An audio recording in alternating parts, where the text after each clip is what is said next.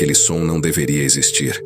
O som do metal rasgando o céu, um grito fino, cortante, quase vivo, parecia carregar lembranças próprias. Nos céus congelados da Coreia, no inverno de 1950, ele não era apenas o rugido de um motor a jato. Era o som de uma era morrendo. A última era em que pilotos viam o rosto do inimigo a poucos metros, separados apenas por vidro e coragem. A última era em que metralhadoras, e não mísseis, decidiam quem voltava para casa e quem viraria fogo sobre montanhas cobertas de neve. E no centro desse crepúsculo mecânico surgiu algo impossível. Um caça prateado, de asas enflechadas, que não deveria existir. Não naquele momento, não com aquela tecnologia, não naquele lado da guerra. Seu nome era F-86 Sabre. E o paradoxo que o trouxe ao mundo cabe numa única frase. O avião que salvou o Ocidente nasceu dos segredos roubados de seu maior inimigo. A história do Sabre começa com uma rejeição que quase o matou antes de nascer. Era 1944. A Europa ardia. O Pacífico sangrava. E nos escritórios da Marinha dos Estados Unidos em Washington, alguém decidiu que a guerra do futuro seria travada por máquinas que não precisavam de hélices. A Marinha queria um caça a jato. Algo para complementar seus novos FH Phantom. A North American Aviation, a mesma empresa que havia criado o P-51 Mustang, apresentou sua proposta. O XF-1 Fury. Era uma aeronave honesta. Asas retas cortando o ar. Motor a jato General Electric J-35 rugindo na barriga de metal. 6 metralhadoras calibre 50 esperando para cuspir a morte. Nada revolucionário. Apenas funcional. O Pentágono encomendou 100 exemplares. Depois mudou de ideia e reduziu para 30. A Força Aérea observou aquele projeto e pensou: talvez possamos usar isso também. Encomendaram uma versão modificada. Removeram os ganchos de pouso para porta-aviões. Aumentaram ligeiramente a fuselagem. Chamaram de XP-86. No dia 18 de maio de 1945, a North American recebeu autorização para construir 3 protótipos. Os mock-ups foram aprovados em junho. A aeronave teria envergadura de 12 metros. Alcançaria 940 km por hora. Parecia promissor, até que não fosse mais. Os testes revelaram a verdade cruel. O XP-86 era rápido, mas não rápido o suficiente. Outros caças em desenvolvimento, como o XP-84 que se tornaria o Thunderjet, mostravam desempenho superior. Aceleravam melhor, subiam mais rápido. Tinham futuro. O XP-86 não tinha. O projeto não foi cancelado oficialmente, mas todos nos corredores da North American sabiam a verdade. Se nada mudasse, aquela aeronave seria arquivada, esquecida. Mais um protótipo que nunca veria o céu de uma guerra real. E então a Alemanha nazista caiu. E com sua queda veio uma herança que mudaria tudo. Operação Paperclip. O nome soa burocrático, quase inocente, como se fosse apenas uma questão de organizar papéis, mas foi a maior transferência de conhecimento científico-militar da história moderna.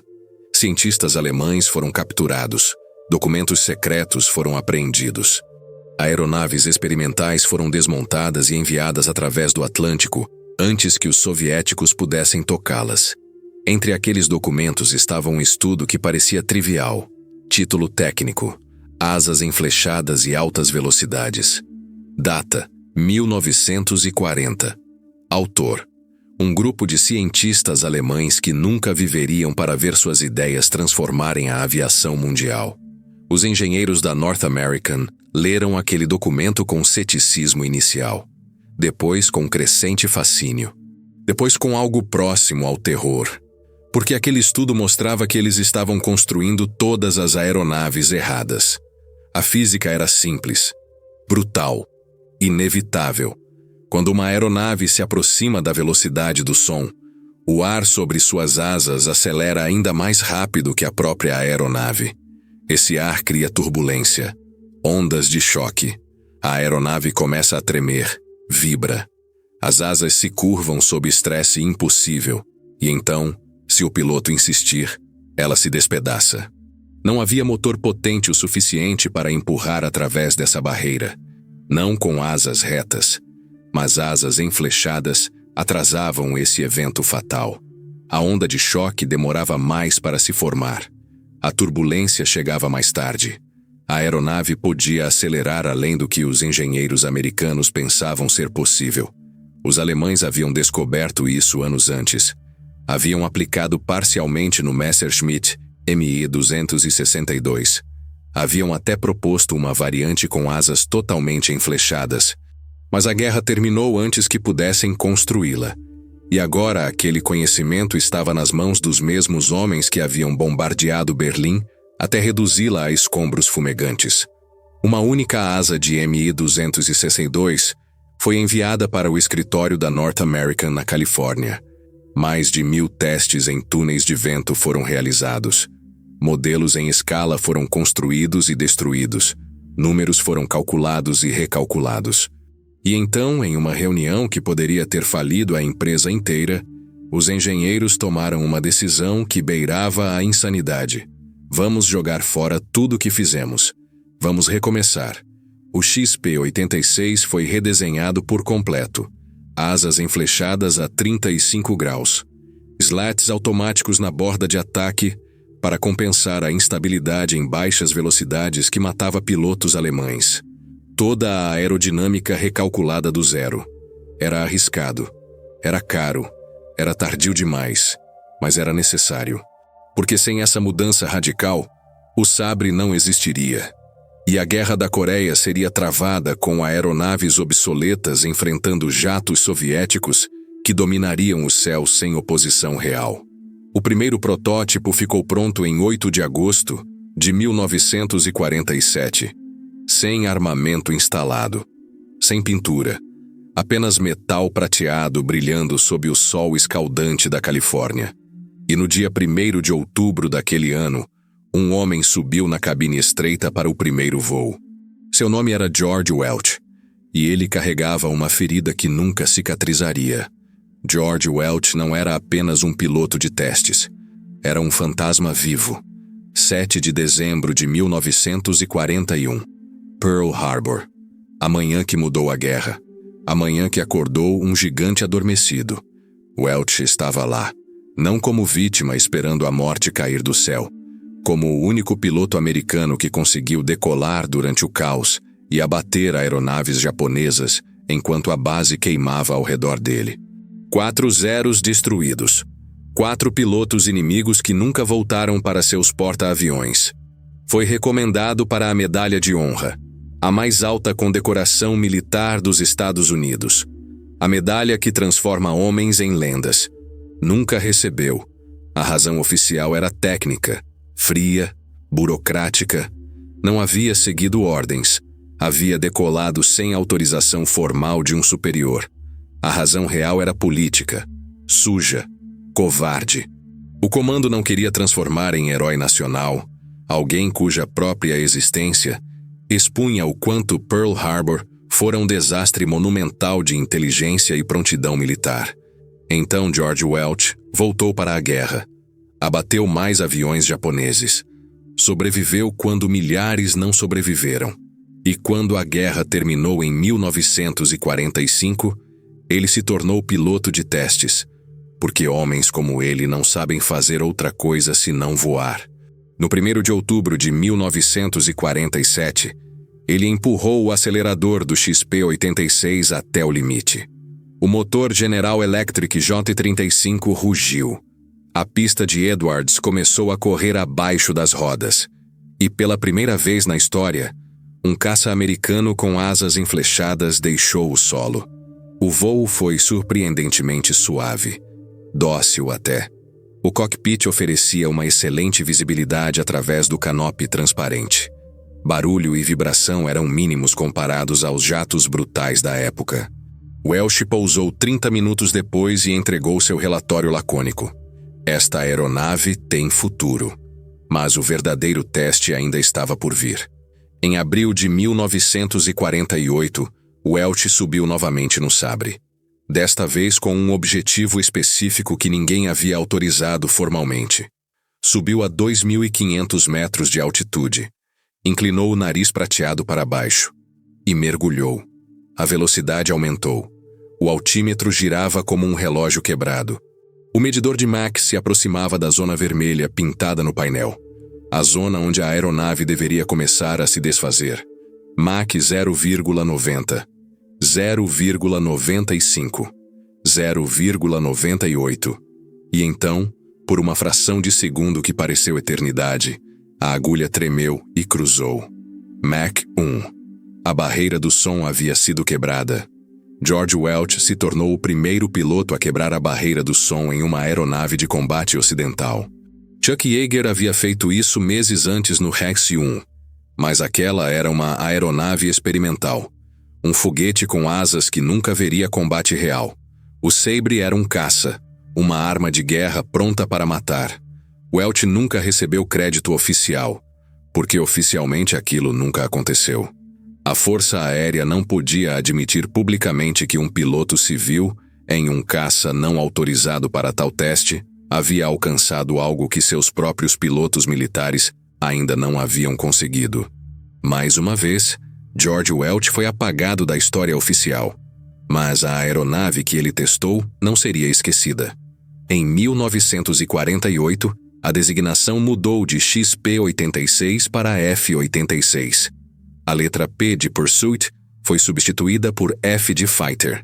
O nome Sabre foi escolhido em um concurso entre 78 propostas. A vencedora veio do primeiro grupo de caça, que seria justamente a primeira unidade americana a operar o modelo em combate. Até o final de 1949, 188 Sabres haviam sido entregues às esquadrilhas operacionais. Motor J-47 GE-27. 6 metralhadoras Browning M3, carregadas com 10.000 projéteis calibre 50. Capacidade para carregar bombas de 500 quilos ou tanques externos de combustível nas asas enflechadas. Era uma aeronave pronta para a guerra, mas ainda não havia encontrado seu inferno. A Guerra da Coreia começou como todas as guerras modernas começam, com alguém cruzando uma linha imaginária desenhada por diplomatas que nunca pisariam em campo de batalha. Junho de 1950.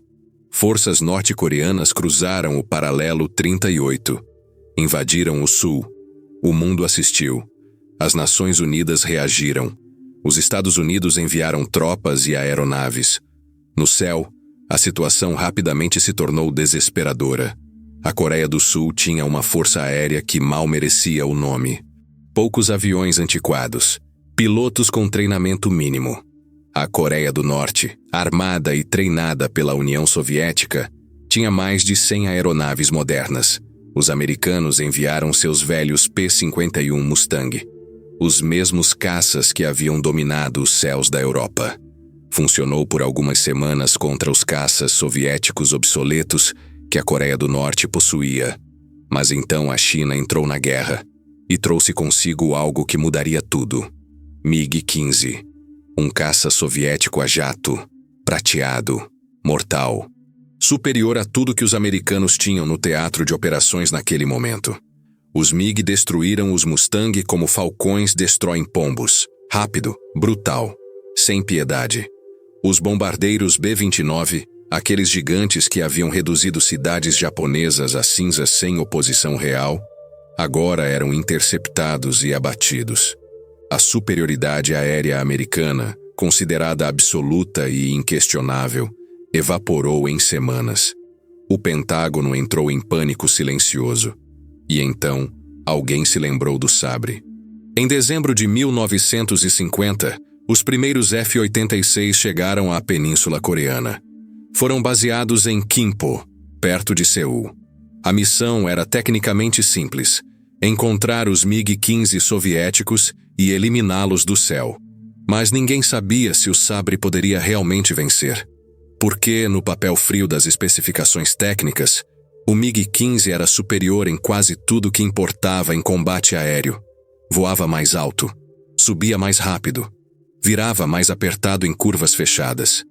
Tinha canhões de 23 e 37 milímetros que podiam partir um Sabre ao meio com poucas rajadas bem colocadas. O F-86 tinha vantagens. Era ligeiramente mais rápido em linha reta. Carregava mais munição. Tinha maior alcance operacional. E em mergulho, sendo a aeronave mais pesada, acelerava melhor que o MiG. Mas essas vantagens eram sutis, técnicas, teóricas. E a guerra aérea não é travada em planilhas de engenheiros. É travada no céu gelado, onde reflexos, experiência e coragem importam infinitamente mais que estatísticas em papel. No dia 17 de dezembro de 1950, o tenente-coronel Bruce Hinton liderava uma patrulha de 4 sabres perto do rio Yalu, a fronteira com a China, o lugar onde as regras de engajamento proibiam perseguições. Voavam devagar, Mach 0,62, cerca de 760 km por hora. Economizavam combustível precioso porque estavam longe de Kimpo e tinham que voltar. Então viram 4 MiG-15 prateados subindo das montanhas para interceptá-los. Os pilotos soviéticos esperavam alvos fáceis. F-80 Shooting Star. Aviões lentos e pesados que eles haviam abatido dezenas de vezes nas semanas anteriores. Mas não eram Shooting Star. Hinton alijou os tanques externos, metal caindo girando em direção às montanhas cobertas de neve. Empurrou o acelerador até o batente e mergulhou com toda a potência do motor J-47. A agulha do Mach subiu vertiginosamente. 0,70, 80, 90, 95. Hinton se aproximou de um MiG por trás. Menos de 250 metros. Alcance perfeito. E abriu fogo. As 6 metralhadoras calibre 50 cuspiram chumbo à taxa de 1000 projéteis por minuto. Pedaços da fuselagem do MiG se desprenderam. Líquido começou a vazar. Provavelmente combustível misturado com óleo hidráulico. Hinton seguiu o inimigo ferido. Esperou o momento. E disparou novamente. Rajada longa, controlada, mortal. O MiG explodiu. Não foi espetacular como nos filmes. Foi rápido, eficiente. O caça soviético simplesmente deixou de existir como máquina voadora e se transformou em pedaços de metal em chamas caindo sobre a Coreia do Norte. O primeiro abate da rivalidade mais famosa da aviação a jato pertencia aos americanos. Mas a guerra real estava apenas começando. Havia um lugar no céu da Coreia onde a morte tinha endereço fixo, entre as cidades de Wonsan e Pyongyang. Uma faixa estreita de espaço aéreo a 8.000 metros de altitude, onde MiG-15 soviéticos, chineses e norte-coreanos cruzavam a fronteira invisível para interceptar aeronaves americanas. Os pilotos do Sabre a chamavam de MiG Alley, o corredor dos MiG. Ali, quase todos os dias durante 1951, caças se encontravam no céu gelado. E apenas alguns voltavam para contar a história. Os soviéticos tinham uma ordem rígida de Moscou: não cruzar aquela linha imaginária, porque o Kremlin temia que um piloto soviético capturado vivo expusesse o envolvimento direto da União Soviética na guerra. Os americanos tinham ordem similar de Washington: não perseguir MiG em território chinês, porque a Casa Branca temia expandir o conflito para uma guerra total com a China. Então, aquele corredor virou arena de gladiadores. Um coliseu no céu onde homens em máquinas de metal lutavam até a morte. Os combates eram caóticos, rápidos, brutais como facadas. MiG-15 mergulhavam de altitudes superiores usando sua melhor taxa de subida.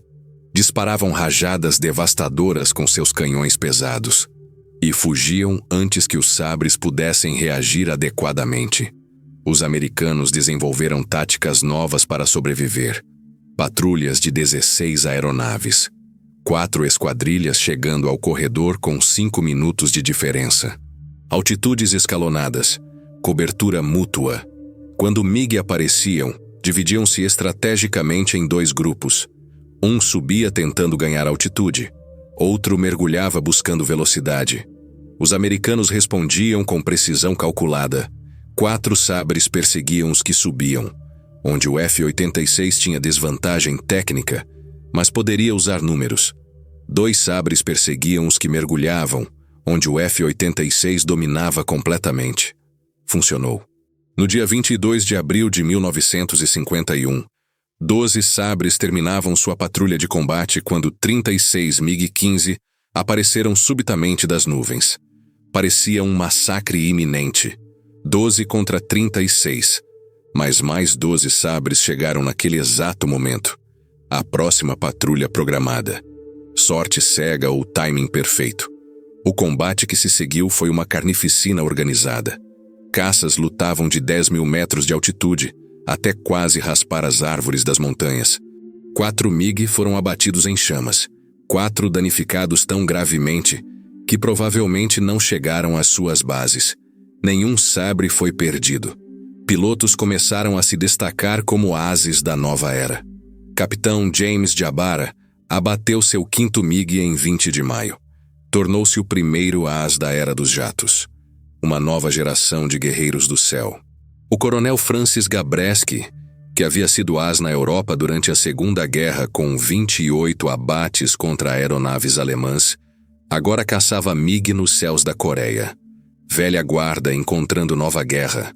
A guerra aérea se tornou uma disputa brutal de experiência contra números brutos. Os soviéticos rotacionavam esquadrões inteiros de uma vez. Pilotos veteranos voltavam para casa. Pilotos novatos chegavam sem conhecimento real do teatro de operações. Cometiam erros básicos. Morriam rapidamente. Os americanos rotacionavam gradualmente. Veteranos permaneciam por meses ensinando novatos. O conhecimento duramente conquistado era preservado e transmitido. Lições escritas em sangue não eram esquecidas, mas nem tudo era favorável aos Sabres. No dia 17 de junho de 1951, algo impossível aconteceu. 2 aviões atacaram a base aérea americana de Suwon no meio da madrugada. Não eram jatos modernos, eram biplanos Polikarpov Po-2, feitos de madeira compensada e tecido, voando a 150 km por hora. Tão lentos que pareciam estar parados no ar. Tão lentos e baixos que os radares não os detectavam adequadamente. Tão anacrônicos que ninguém esperava vê-los em uma guerra de jatos. Largaram bombas de fragmentação sobre Sabres estacionados na pista. Um F-86 foi completamente destruído.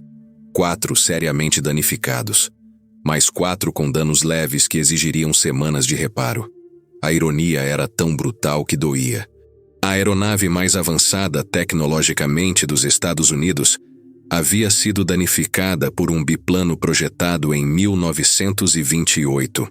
Mas a maior ironia da guerra ainda estava por vir. E viria com a captura. Os soviéticos precisavam de um F-86 intacto. Não por curiosidade acadêmica, por necessidade militar desesperada. Precisavam entender como os americanos estavam desenvolvendo suas aeronaves. Quais tecnologias estavam usando? Quais fraquezas poderiam ser exploradas? Por que estavam perdendo? Tentaram forçar pousos. Não funcionou. Pilotos americanos preferiam morrer. Mas no outono de 1951, o destino mudou. O tenente William Garrett estava em patrulha de combate quando seu F-86 foi atingido por disparos certeiros de MiG. O motor começou a falhar. Fumaça preta jorrando da fuselagem traseira. O assento ejetor estava danificado pelos mesmos disparos. Não podia ejetar. Não podia voltar para a base. Ia morrer.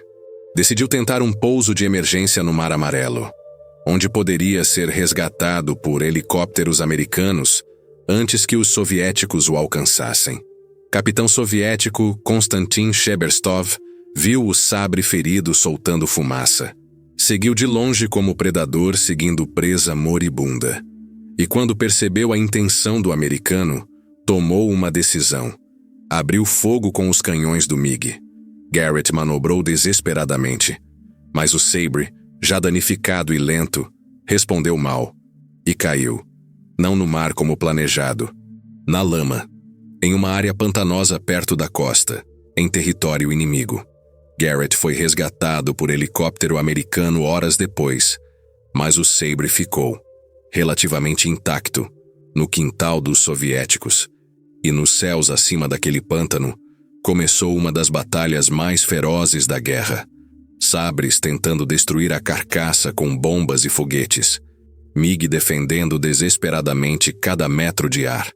7 MiG-15 foram abatidos naquele dia, mas o sabre na lama permaneceu inteiro o suficiente. 500 trabalhadores chineses foram mobilizados. Engenheiros soviéticos da Mikoyan coordenaram a operação de recuperação. Desmontaram a aeronave em pedaços transportáveis. Carregaram tudo em caminhões. Transportaram durante a noite. Esconderam em túneis durante o dia para evitar bombardeios. Houve um momento de quase desastre quando um bombardeiro B-26 atacou a coluna com foguetes. Explosões ecoaram por um túnel. Mas o caminhão com partes críticas do sabre sobreviveu por segundos. As peças chegaram a Moscou semanas depois. Engenheiros soviéticos estudaram cada centímetro daquela aeronave capturada. Procuravam segredos. Procuravam avanços revolucionários. Procuravam razões técnicas para explicar por que estavam perdendo no céu da Coreia. E ficaram profundamente desapontados. O F-86 não era tecnologicamente superior ao MiG-15 na visão técnica deles. Era apenas diferente. Algumas coisas eram boas. Outras eram claramente inferiores ao projeto soviético. Exceto por um detalhe específico que ninguém esperava. A mira. O sabre tinha uma mira que usava radar para calcular a distância do alvo. Permitia ao piloto saber exatamente quão longe o inimigo estava. Ajustava automaticamente o ponto de mira compensando velocidade relativa e ângulo de aproximação. Era engenhoso. Era eficaz. E os soviéticos não tinham nada remotamente parecido. Desenvolveram rapidamente um contador. Um sensor simples que alertava o piloto de MiG quando estava sendo pintado por aquele tipo específico de radar. Um aviso de que um sabre poderia estar em sua cauda invisível, mirando cuidadosamente. Não era perfeito, mas salvou muitas vidas soviéticas nos meses seguintes. A ironia final era devastadora. O F-86 que os soviéticos capturaram com tanto esforço e sangue não revelou que eles estavam perdendo por causa da tecnologia superior americana. Revelou algo muito mais doloroso. Estavam perdendo por causa do treinamento. Tática, experiência, disciplina. As ferramentas eram equilibradas. Os homens que as usavam não eram. E essa verdade doía mais que qualquer derrota técnica. A Guerra da Coreia terminou em julho de 1953, com um armistício que não resolveu nada. A fronteira voltou quase exatamente para onde estava em junho de 1950. Milhões haviam morrido. Nada havia mudado no mapa. As estatísticas finais da guerra aérea divergem até hoje dependendo de quem conta a história. Os americanos inicialmente alegavam 10 MiG-15, abatidos para cada sabre perdido. Propaganda óbvia. Mentira necessária para manter a moral. Estudos modernos e independentes indicam um número mais honesto. 1,8 MiG para cada sabre destruído. Ainda favorável aos americanos, mas não milagroso, não mágico, apenas melhor. A verdade está enterrada nos detalhes que as estatísticas não capturam. Os soviéticos tinham pilotos veteranos excepcionais que alcançavam taxas de abate impressionantes, mas também tinham chineses e norte-coreanos novatos que morriam em massa sem conseguir um único abate. O F-86 tinha pilotos americanos consistentemente bem treinados. E isso fez toda a diferença no fim. Mas há uma verdade maior que poucos perceberam naquela época. Uma verdade que se tornaria óbvia apenas décadas depois. A Guerra da Coreia foi o último combate aéreo da velha era. Pilotos ainda olhavam uns para os outros através de cockpits transparentes a poucos metros de distância. Ainda usavam metralhadoras e canhões que exigiam aproximação mortal. Ainda dependiam de reflexos humanos, visão de águia e coragem que desafiava a lógica da sobrevivência. Porque a próxima guerra seria completamente diferente. Mísseis guiados por radar seriam disparados além do alcance visual. Computadores decidiriam quem vive e quem morre em milissegundos, antes que cérebros humanos pudessem reagir. Pilotos nunca veriam o rosto de quem mataram. O F-86. Sabre foi o último cavaleiro do céu, o último guerreiro de uma era que estava morrendo enquanto ele voava. George Welch, o homem esquecido que quebrou a barreira do som no Sabre, morreu em 1954. Estava pilotando um F-100 Super Sabre, o sucessor do avião que ele havia ajudado a tornar lenda. Morreu testando. Morreu voando. Morreu fazendo o que sempre fez desde aquela manhã em Pearl Harbor. Nunca recebeu a medalha de honra. Nunca recebeu crédito oficial por quebrar a barreira do som. Foi esquecido 2 vezes pela mesma nação que ele salvou. Mas toda vez que um F-86 decolava na Coreia, ele estava ali. Nos controles que testou. Na velocidade que alcançou. No legado de sangue e metal que construiu. O Sabre serviu em 33 países. Foi modificado. Melhorado. Prolongado além de sua expectativa natural. Mas sua era verdadeira foi breve. Apenas alguns anos intensos entre 1950 e 1953. E então o mundo mudou. E os Cavaleiros do Céu se tornaram operadores de sistemas de armas computadorizados. O metal ainda grita nos céus modernos. Mas agora grita em frequências que ouvidos humanos não podem captar. A guerra ainda acontece no ar. Mas agora acontece em distâncias onde pilotos não se veem. Não se conhecem. Não olham nos olhos antes de matar. O F-86 Sabre não foi a aeronave mais avançada de sua era. Não foi a mais rápida. Não foi a mais mortal em números brutos. Foi apenas a última de uma espécie em extinção. A última aeronave de uma era, onde homens ainda lutavam com algo que remotamente se parecia com honra. Onde um piloto podia ver o inimigo cair. Podia sentir remorso. Podia ainda ser humano depois de matar. E talvez seja por isso que o lembramos com algo próximo à nostalgia. Não pelo que fez, mas pelo que representou. O fim de algo que nunca mais voltará. O silêncio após o último tiro disparado com metralhadoras.